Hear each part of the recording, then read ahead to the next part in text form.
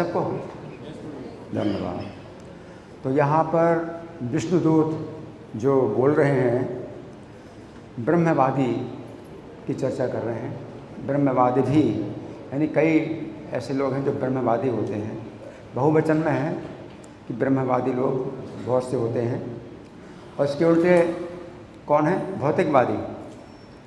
तो आजकल के जितने भी पढ़े लिखे पढ़ाई जितनी भी है सब वो भौतिकवाद की पढ़ाई है। हर व्यक्ति भौतिकवादी है, चाहे बड़े से बड़ा वैज्ञानिक हो, चाहे विचारक हो, लेखक हो, हर कोई भौतिकवादी है। और भौतिकवादी वो शरीर और इंद्रियों के ऊपर और कुछ नहीं जानते हैं। शरीर और इंद्रियों के ऊपर आत्मा है उसको नहीं जानते, वो भौतिकवादी हैं। भौतिकवादियों के जीवन का लक्ष्य इंद्रिय तृप्ति। और जो ब्रह्मवादी हैं वो जानते हैं कि आत्मा शरीर के अंदर है और वो किस प्रकार से बंधा हुआ है और आत्मा को कैसे शरीर के बंधन से बाहर निकालना है, उसको ब्रह्मवादी कहते हैं। और ब्रह्मवादी लोग समझ पाते हैं कि शरीर के अंदर जो जीवात्मा है तो वो पापों से किस प्रकार बंधा हुआ है और पापों से कैसे उसको छुड़ाया जाए। और वो ब्रह्मवादियों ने जो है कई प्रकार के निष्कृत्य, इसके द्वारा प्रायश्चित बताए हैं। अलग अलग पापों के अलग प्रकार के प्रायश्चित बताए हैं और व्रत बताए हैं, कई प्रकार के व्रत भी बतलाए हैं।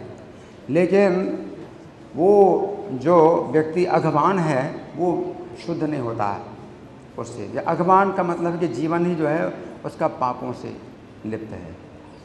किसी व्यक्ति के जो है अगर कभी कभी कोई पाप हो जाए तो उसको प्रायश्चित उसको बताया जाता है कि प्रायश्चित कर लो, उस पाप से मुक्त हो जाओ। जो अघवान है तो वो अघवान का मतलब है कि वो मतलब पापों में ही लिप्त है।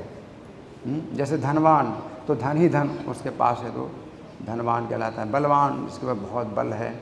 इसी प्रकार अघवान का मतलब है कि एकमात्र पाप ही उसकी संपत्ति है, अघवान। तो आजकल के लोग जो है कलयुग में कैसे हैं? अघवान। अगर आप भगवान बनने की कोशिश करते हैं तो आप भगवान नहीं बन सकते हैं। क्या बनेंगे? अघवान। बहुत बड़ा पाप। कोई व्यक्ति अपने को भगवान कहे है तो वो भगवान तो नहीं बन सकता, अघवान बन जाएगा। अघवान। तो अघवान जो है ये इन व्रतों से और जो प्रायश्चितों से शुद्ध नहीं हो सकता। तथा माने उस प्रकार शुद्ध नहीं हो सकता यथा जिस प्रकार से हरे नाम पदे उदाहृदय।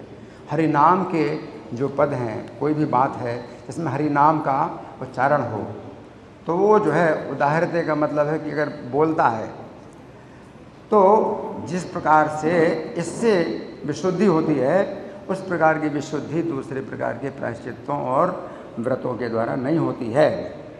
तो हरिनाम पद का मतलब है कि कुछ ऐसी बात आप उच्चारण करते हैं जिसमें हरिनाम आ गया लेकिन हरिनाम का उद्देश्य भी नहीं हो।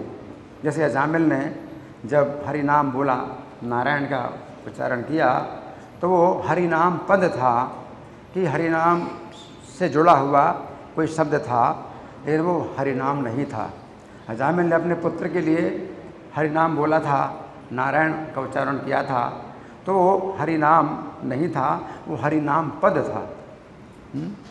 तो हरिनाम का पद, जैसे मान लीजिए कि हम किसी भक्त को बोलते हैं ये प्रद्युम्न प्रिया हैं, है ना, और जैसे भक्त हैं तो उनका नाम बोलते हैं तो वो हरिनाम पद कहलाएगा, वो हरिनाम नहीं कहलाएगा।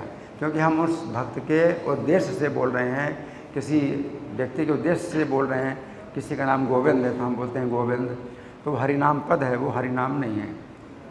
तो नामाभास, इसको नामाभास कहते हैं। तो इसमें भी कितनी बड़ी शक्ति है, ये श्रीमद् भागवत का विषय है कि नाम जो है अगर भगवान का आप नहीं ले रहे हैं लेकिन भगवान के नाम से जुड़ा हुआ कोई भी शब्द या कोई भी पद, कोई भी बात अगर आप बोल रहे हैं तो इसमें कितनी बड़ी शक्ति है कि इतना बड़ा शुद्धिकरण होता है, इतना बड़ा शुद्धिकरण होता है जो शुद्धिकरण प्रायश्चितों के द्वारा नहीं होता, है ना। और अघवान का मतलब है कि इस पापों में ही मतलब पूरी तरह से उसका जो है लिप्त है, पूरी तरह से जीवन पापों से लिप्त है। और ये जो प्रयोग है ये प्रभुपाद ने किया, विदेशों में जाकर के ये प्रयोग किया प्रभुपाद ने, हैं। तो वहाँ विदेशी लोग जो है बिल्कुल अघवान है, पूरी तरह से अघवान, क्योंकि वो बिल्कुल जो है मांसाहार और जुआ, नशा, व्यभिचार इसमें लिप्त हैं, अगवान हैं ये सब लोग, है ना। भगवान को नहीं जानते, भगवान को नहीं मानते, अगवान हैं। और प्रभुपाद ने जो है हरे कृष्ण मंत्र का कीर्तन जो है वह शुरू किया। और हरे कृष्ण मंत्र के कीर्तन से इतनी शुद्धि हुई उनकी, इतनी शुद्धि हुई कि वे जो है फिर पूछने लगे प्रभुपाद से कि स्वामी जी आपके शिष्य बनने के लिए क्या कुछ नियम हैं? और प्रभुपाद ने फिर कहा मांसाहार नहीं, जुआ नहीं, नशा नहीं, व्यभिचार नहीं, सब कुछ छोड़ दिया। जबकि उस समय वो इतने अगवान थे, इतने पापी थे कि अगर प्रभुपाद बोलते कि आप छोड़ो ये मांसाहार छोड़ो, जुआ छोड़ो, नशा छोड़ो, तो प्रभुपाद से बोलते कि आप ये स्थान छोड़ो, हम ये नहीं छोड़ेंगे, मांसाहार जुआ नशा नहीं छोड़ेंगे, आप छोड़ के जाओ यहाँ से।